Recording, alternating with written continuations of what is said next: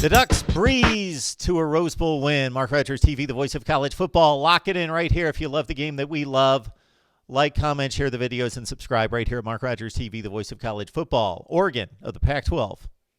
The winners of the Pac-12 defeat at Wisconsin, the 2 seed out of the Big Ten, 28-27 at the Rose Bowl.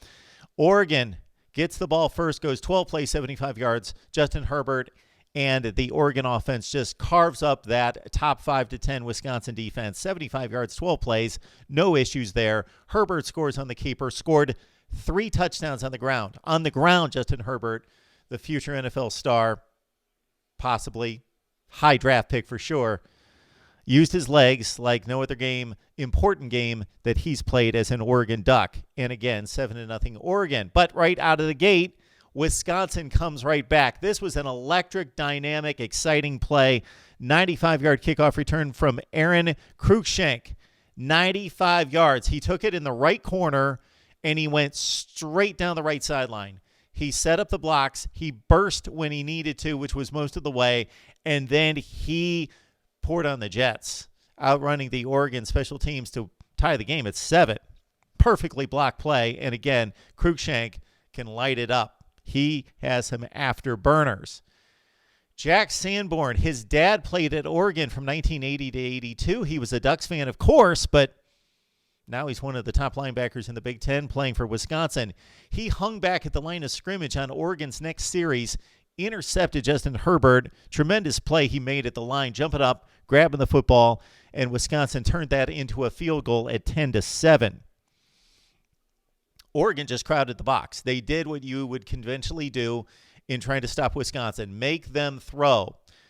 Jonathan Taylor stuffed time after time after time because Oregon just beat them with extra defenders, and they've got guys on the edge and in the secondary at safety and at corner. Look at Javon Holland that like to hit. They will hit you, and some of those guys aren't that big. They are sturdy, though. That Oregon defense will hit. Mario Cristobal's physical style of play on the offensive line, and it's transcended to the defense as well. So they were crowding the box and stopping Jonathan Taylor. All right. Oregon gets the interception off of Jack Cohn. Thomas Graham makes a tremendous play, and it's 14-10. Quintez Cephas finally gets into the ball game, makes it an outstanding catch, but his foot was out of bounds at the 1-yard line. But pass interference on Oregon. Then they throw it to Cephas with 11 seconds left in the first half. Cephas scores 17-14 Wisconsin, and we were set up for a great second half, and these two teams delivered. When I say great second half, that doesn't mean that the play was flawless. It was not flawless. It was just exciting. Big plays, but not a lot of offense. Very interesting in that both teams barely cracked 200 yards of total offense in a 28-27 thriller. The Wisconsin punter, Anthony Lottie, just flat out dropped the ball. Just dropped the punt snap. Didn't drop the snap. Actually was going to toss the ball to kick it. Just dropped the ball. Let it just fall on the ground. Brady Breeze scored the touchdown. Just picked the ball up one-handed. Doop. Ran for the touchdown. Was not caught from behind. Brady Breeze had an outstanding game. There's more to come from Mr. Breeze with 11 total tackles as Oregon took the lead 21-17. We were about midway through the third quarter, and Wisconsin only had 56 yards rushing. Wisconsin only had 56 yards rushing. And Jack Cohn, who has lit it up from time to time, a few times this year, 400 yards in one particular ball game, was not lighting it up. It was just Wisconsin defense. Once Oregon scored on that 75-yard drive to open the game, shut down the Ducks pretty much the rest of the way until it counted. Wisconsin scored on a 4th and goal play. They converted 2 fourth downs on that series. Mason Stockey with 4 minutes left in the third quarter. Badgers went up then at that point after going down 21-17. So let's say 24-21. They got a later field goal, 27-21. No A.J. Taylor, remember, in this game. He was hurt in the season finale against Minnesota with an ACL. So, again, it was Quintez Cephas as the go-to guy, as he has been here in 2019 for the Badgers. Jonathan Taylor started to find some running room, finished with 21 carries for 94 yards, became just the second back in college football history at this level, along with Iowa State's Anthony Davis, to run for 2,000 yards in consecutive seasons. All right.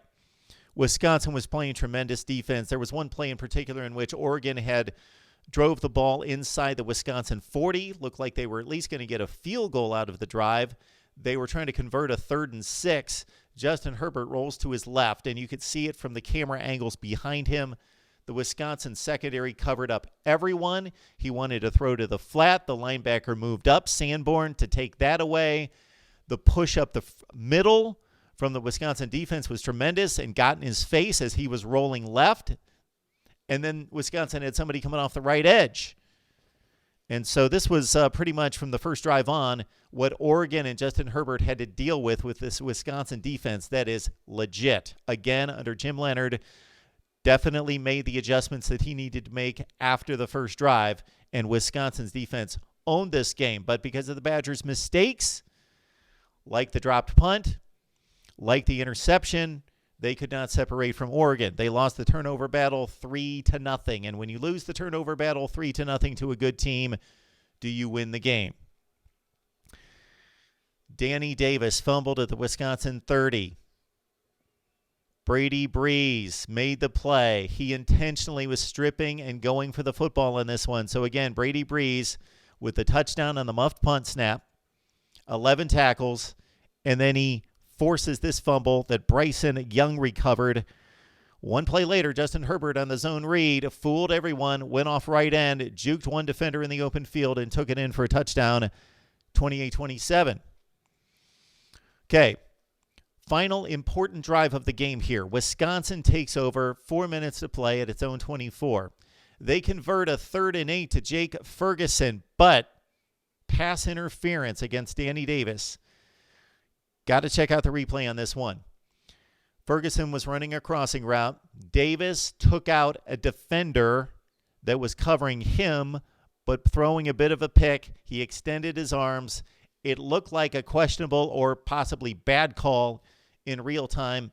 Pretty much proved to be the right call. I don't like to see football games decided like this. Wisconsin would have had about 3.5 minutes left on the clock, near midfield, only down 1, but they had to punt.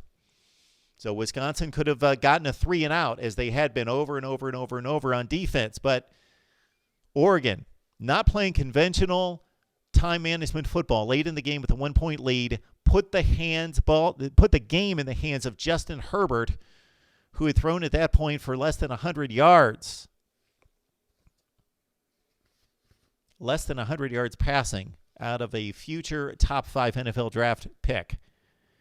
And he completed a first down play for another first down. Then on 3rd and 6, they put it in his hands again. And he threw the completion out to Juwan Johnson, who, ironically, was on that same field, 3 years ago, 2017, New Year's Day, for the Penn State Nittany Lions. Made some big plays in that game, but Penn State came up short, 52-49. But because of Juwan Johnson and converting on 3rd and 4, Oregon wrapped it up. Wisconsin never got the ball back. Justin Herbert throws 2 first down completions to extend the drive. Wisconsin never gets the ball back. Oregon compiled 204 yards of total offense. They compiled 38 on the final drive just to keep the ball away from Wisconsin. They had less than 200 yards of total offense, 166 going into the final drive of the game, but it was good enough with Wisconsin's mistakes and a stingy Duck defense to win at 28-27. Oregon finishes at 12-2, Wisconsin at 10-4. Of course, I will have my final top 25 that actually makes sense out after the national championship game. Looking ahead to 2020, of course, both of these programs will be without their faces of the franchises in Justin Herbert for Oregon and Jonathan Taylor for Wisconsin. They move on to the NFL. Oregon's big marquee matchup in non-conference play, Ohio State in Eugene, September 12th, and Wisconsin, who played no Power Fives this season, only plays 1 in 2020, but they actually have a very difficult Group of 5 matchup with App State at home. They also play Notre Dame at Lambeau Field. That should be an interesting one for the Badgers, minus Jonathan Taylor and a number of players that we will outline, of course, as we do our work throughout the offseason and get you set for 2020. Right here at Mark Rogers TV, the voice of college football. Let me know what you think of the Badgers and the Ducks this season and what lies ahead for both teams here in 2020.